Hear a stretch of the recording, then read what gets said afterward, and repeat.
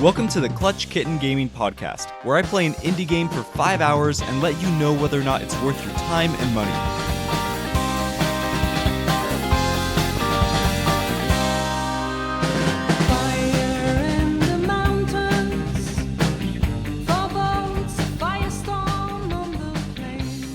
Hello and welcome everyone, this is James, also known as Clutch Kitten, and I am so glad that you're here for episode 57 of the show. I'm not sure about you, but for me, life has felt like it's been going a million miles a minute. On top of that, there's this small problem of way too many amazing games coming out. I keep finding myself in this predicament where I want to interview 30 people for the show, on top of the 30 games I want to review for the show. It's obviously a good problem to have, but there's still that small part of me that wants to do all of the things. Speaking of that, how the hell do you prioritize what games to play? I would really love to know. You can let me know via email by sending your thoughts to klutchkittengaming@gmail.com. That's clutch with a K. Or you can shoot me a DM on Instagram at klutchkittengaming. In addition to giving me words of wisdom, I would appreciate it if you gave the show a 5-star review on Apple Podcasts. If you're a go-getter and want to give the show a 5-star review everywhere, that's totally cool as well. But if one review is already tedious enough, you can just jump over to Apple Podcasts, find my show, and tap that 5th star to show your support. In the news this week, since I do not care to talk about that whole Blizzard debacle, or how Fortnite's map went away for a couple days, let's discuss a couple small bits of news. First off, Red Dead Redemption 2 is coming to PC. I know it's not an indie game, but I think we can all rejoice that this masterpiece is coming to a wider audience. Second, if you haven't already heard, the PS5 has been officially announced and named. It's named the PS5 if you're confused, and it will be coming over the holiday of 2020. For more details on the PS5, go check out Wired's article, which goes into more detail on the actual hardware, as well as some cool new controller features. Let's move on now to this week's game.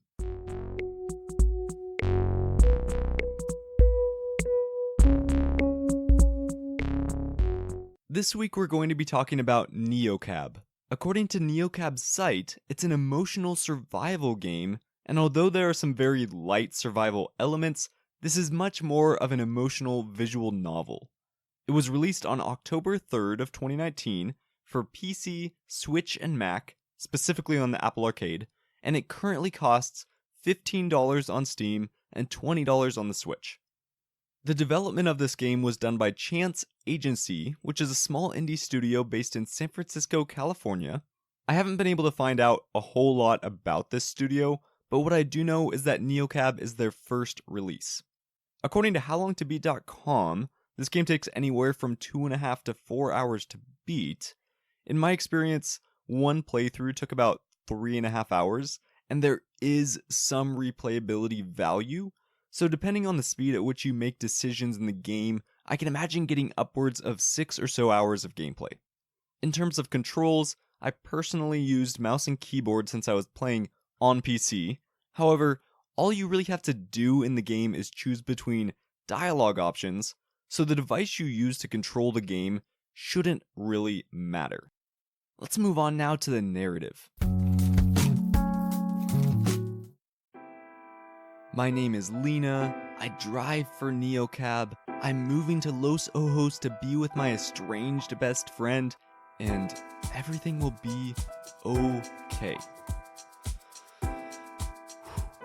My name is Lena, my driving has a personal touch that robot drivers can't match, and this move will be a new start. Oh man.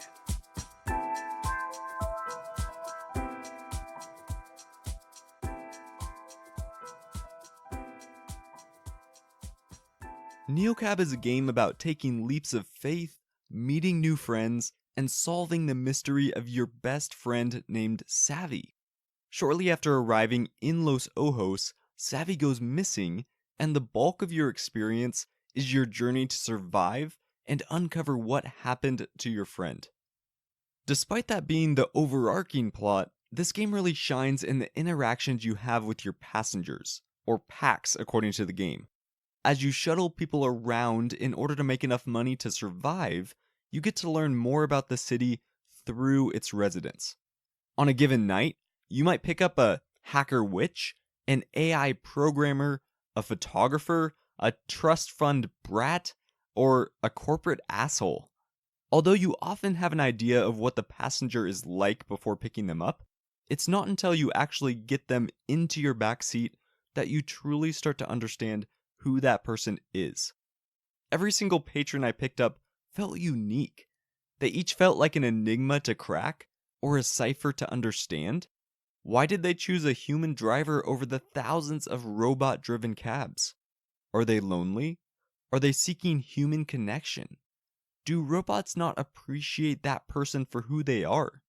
As the cab driver, you end up being put in an interesting scenario where you need to appeal to the customer enough to get a good rating, but you also have to decide where to draw the line. Will you budge on your morals or political convictions in order to make that person happy? The way that Chance Agency wrote these conversations created a very compelling experience. Each patron tugged at my emotions in different ways, whether they made me feel angry, compassionate, mellow, puzzled, or nostalgic. They all made me feel, which I believe was a narrative success. Another storytelling aspect that I found to be well done was the way that Chance Agency created a world and city that was futuristic while still feeling familiar. The city had all sorts of things you'd expect from a cyberpunk future, lots of neon, wacky implants, and screens displayed in front of people's faces, but everything had a hint of current day as well. Neocab is pretty much just a cooler sounding Uber.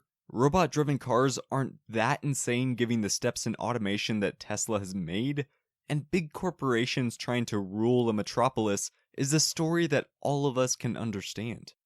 Because of those things, the story felt much more relatable and close to home. It helped me be more empathetic to Lena and the other characters, which propelled the narrative to new heights. The only narrative weakness that stood out to me was the overarching plot.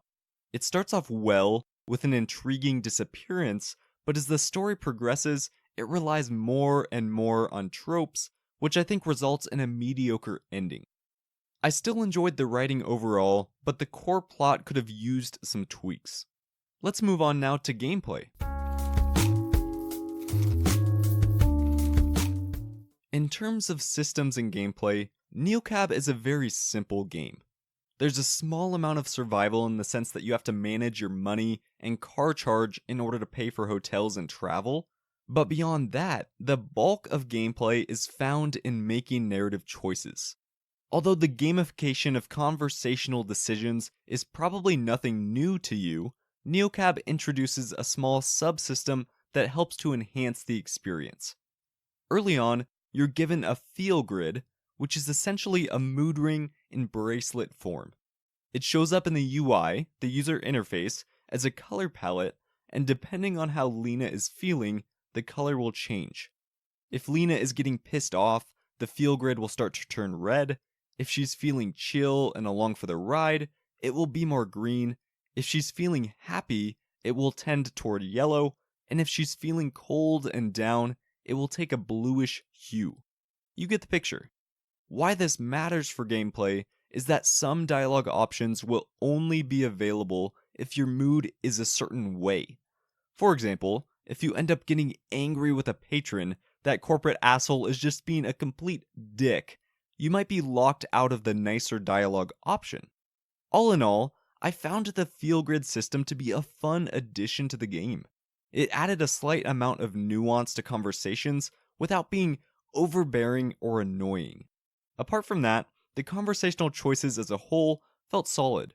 My choices felt impactful, and most of the time my options were quite unique. The only complaint I have about the gameplay is that there was no conversational log.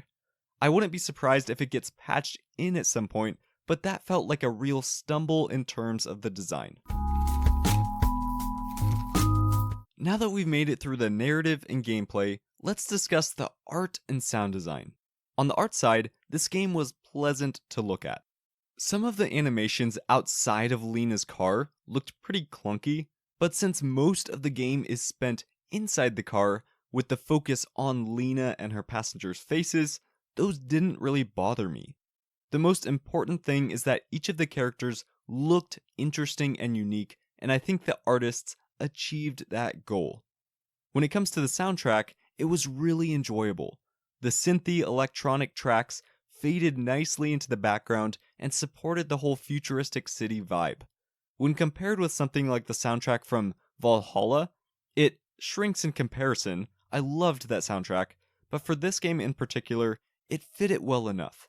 One quick thing I'll mention is that there is no voiceover in NeoCab. For some reason, I was totally expecting it when I started playing, so I was shocked when there was none. Thankfully, as the experience progressed, I actually became more and more happy that the characters weren't voiced. The voice actors would have needed to be amazing in order to have a convincing performance, and since actors like that don't come cheap, I'm glad that the developers chose to have none instead.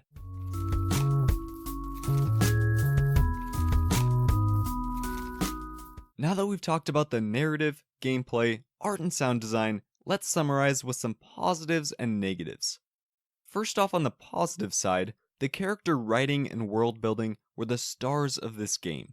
They tugged at my heartstrings and lived in a world that was both foreign and yet still relatable. Second, the conversational gameplay was enjoyable on its own and was also enhanced by the feel grid mechanic. Third, the art was pleasant to look at and supported the personalities of each one of the characters. First off, on the negative side, the core plot fell short in terms of the impact it had. It just didn't succeed in following through on its interesting and compelling premise. Second, the lack of a conversational log was a real oversight in design. For a game that relies so heavily on dialogue, there needs to be a convenient way to read lines that you may have missed. Third, the animations of things outside of Lena's car were pretty rough. They didn't ruin the game, especially since they were so few and far between, but they definitely didn't improve the experience either.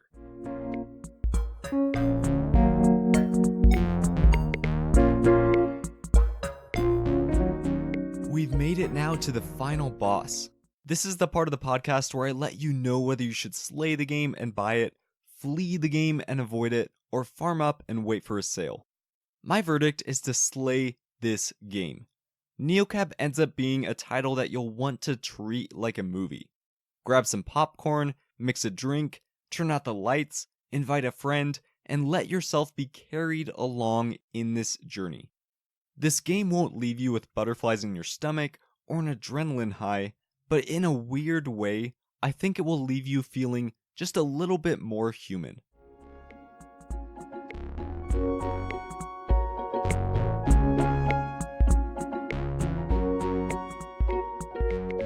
As always, thank you so much for taking the time to listen in.